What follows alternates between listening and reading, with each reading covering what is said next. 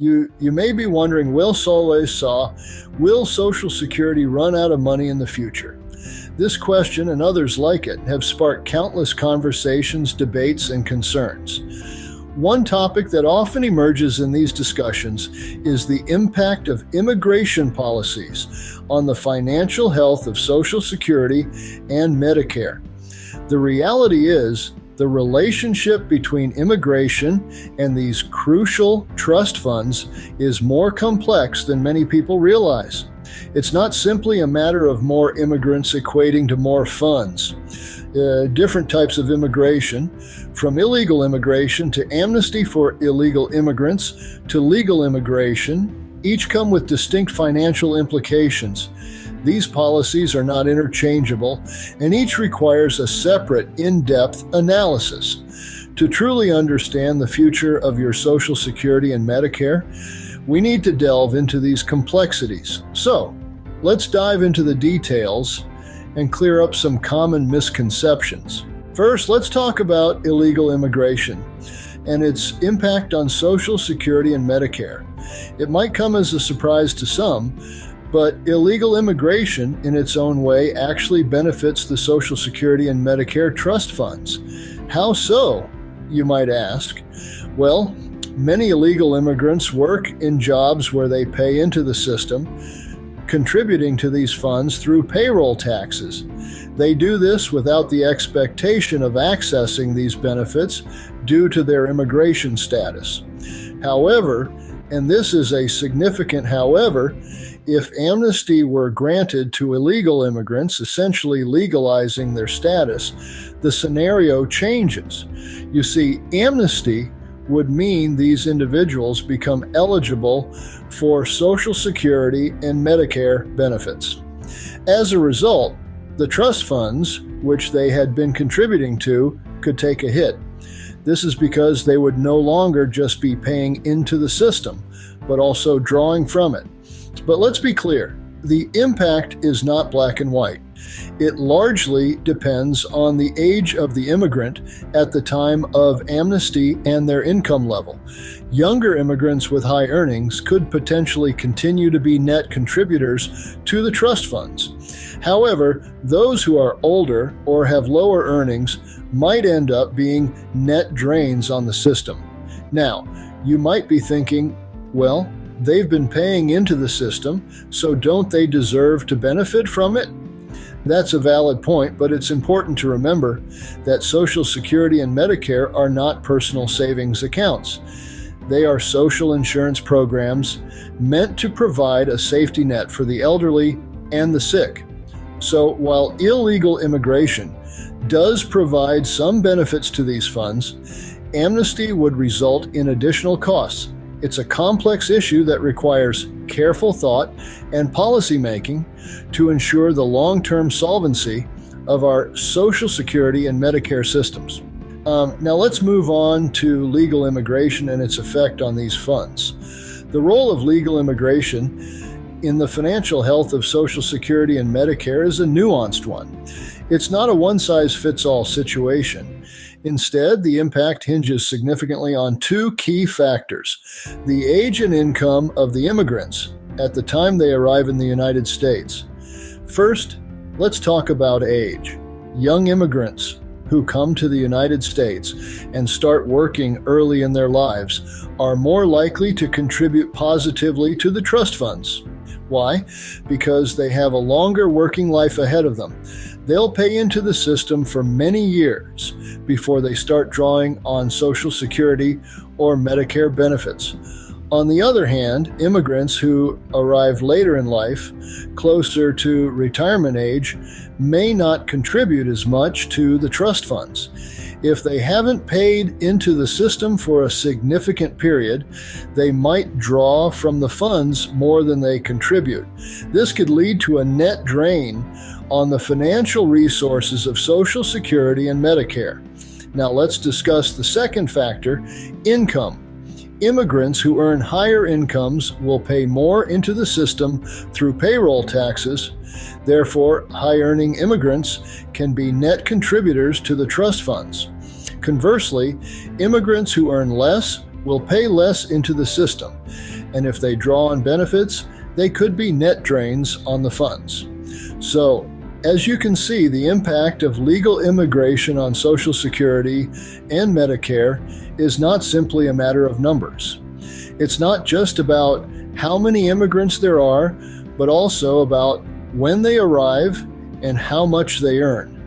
This nuanced view challenges the common notion that more immigration automatically equals more money for Social Security and Medicare. It's not that straightforward. The realities are far more complex and require careful consideration of factors such as age and income. Therefore, the impact of legal immigration on these funds is greatly dependent on the age and income of the immigrants upon arrival. But what about the long-term effects of immigration on Social Security and Medicare? Let's dive a bit deeper into this. With recent declines in fertility rates, there's a new concern on the horizon. If legal immigrants are net drains on Social Security and Medicare during their own lifetimes, it's important to question whether there will be enough children in the next generation to make up the difference. This is a crucial point to consider because the sustainability of these programs relies heavily on the balance between contributors and beneficiaries. This balance can be likened to a Ponzi scheme, a term that might sound familiar. In a Ponzi scheme, the returns promised to earlier investors are paid from funds contributed by new investors.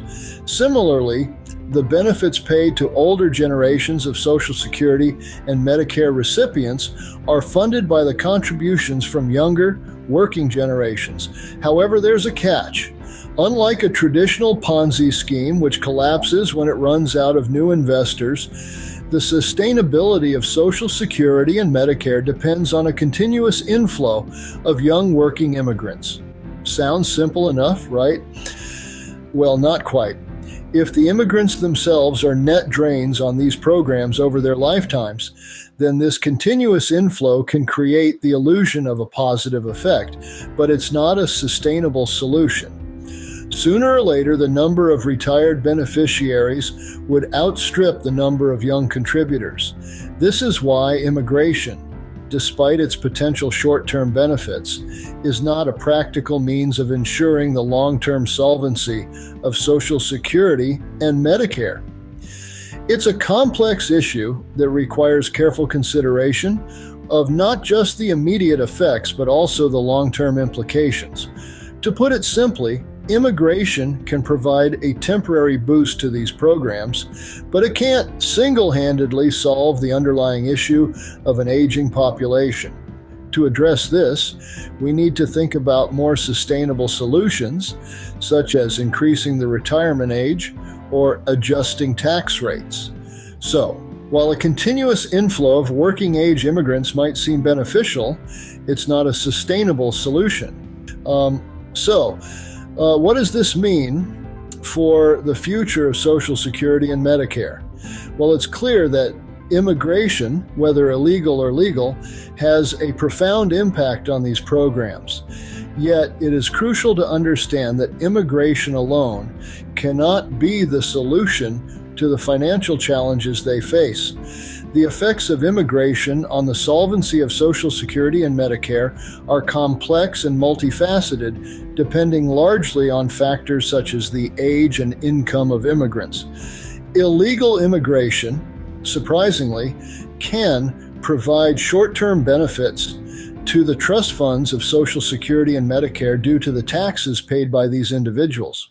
However, if these immigrants were to be granted amnesty and become eligible for benefits, this would reverse the gains and add additional costs. As for legal immigration, its impact is largely dependent on the age and income of the immigrants.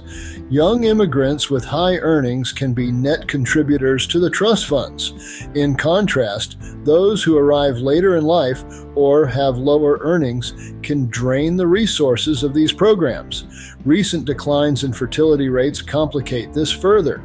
As the number of births decreases, so does the potential future workforce. This means that even immigrants who are net drains on Social Security and Medicare during their lifetimes will not have enough children to compensate for this in the next generation. Some may argue that a continuous inflow of working-age immigrants could boost the trust funds, but this strategy resembles a Ponzi scheme, creating a cycle of dependency that would be challenging to sustain. Therefore, while immigration does play a role, it is not a viable strategy for maintaining the solvency of Social Security and Medicare. These programs face significant financial challenges that will likely require a combination of tax increases and benefit reductions to address. In conclusion, while immigration has an impact, it's not the magic solution to the challenges facing Social Security and Medicare. As we look to the future, it's clear that comprehensive and thoughtful reform will be necessary to ensure the sustainability of these vital programs. Let's quickly summarize what we've discussed today. We've seen how illegal immigration can actually benefit Social Security and Medicare trust funds, at least on the surface. However, the reality is that amnesty or legalization could reverse these gains and bring about additional costs. Legal immigration, on the other hand, has a mixed impact. If immigrants arrive young and have high earnings, they will likely contribute positively to the trust funds.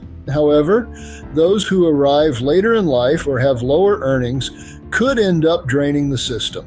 We've also touched on the fact that due to recent declines in fertility, even immigrants who are net drains in their own lifetimes will not have enough children to compensate in the next generation.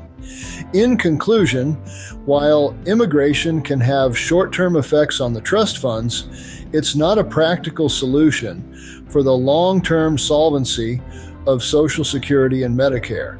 Thank you for taking the time to better understand this complex issue. Stay informed and stay secure.